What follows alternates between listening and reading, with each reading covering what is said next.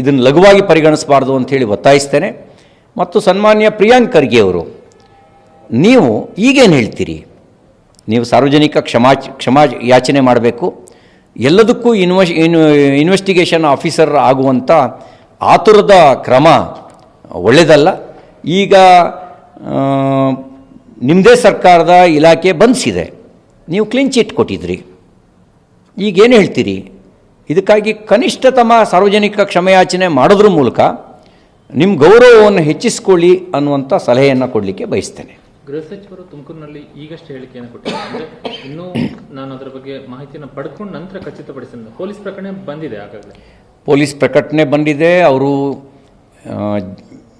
ಅವ್ರನ್ನ ಪೊಲೀಸ್ ಕಸ್ಟಡಿಗೆ ತಗೊಳ್ಳೋದಕ್ಕೆ ನಾವು ನ್ಯಾಯಾಧೀಶರ ಮುಂದೆ ಪ್ರೊಡ್ಯೂಸ್ ಮಾಡ್ತಾ ಇದ್ದೀವಿ ಅಂತೇಳಿ ಹೇಳಿದ್ದಾರೆ. ಯಾವುದೇ ಒತ್ತಡಕ್ಕೆ ಮಣಿಬಾರ್ದು.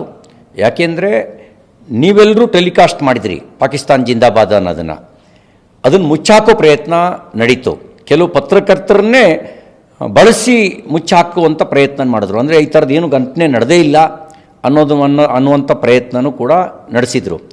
ಇಷ್ಟಾದಮೇಲೂ ಕೂಡ FSL ವರದಿ ಮೊದಲನೇ ದಿನವೇ ಬಂತು.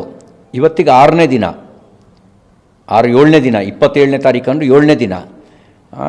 ಇವರಿಗೆ ಸಾರ್ವಜನಿಕರಿಗೆ ಅನಿಸಿದೆ, ಹಾವೇರಿಯ ಭಾಜಪ ಘಟಕ ಅವನು ನಾಸಿಪುಡಿ ಮೇಲೆ ಕಂಪ್ಲೇಂಟೇ ಮಾಡಿದ್ರು, ಇವನೇ ಕೂಗಿದ್ದು ಅಂತ ಕಂಪ್ಲೇಂಟ್ ಮಾಡಿದ್ರು.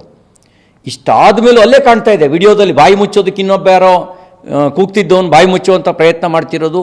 ಇದೆಲ್ಲವನ್ನೂ ಕಾಣ್ತಾ ಇದ್ರೂ ಕೂಡ ಮುಚ್ಚಾಕುವಂಥ ಪ್ರಯತ್ನ ನಡೆದಿತ್ತು.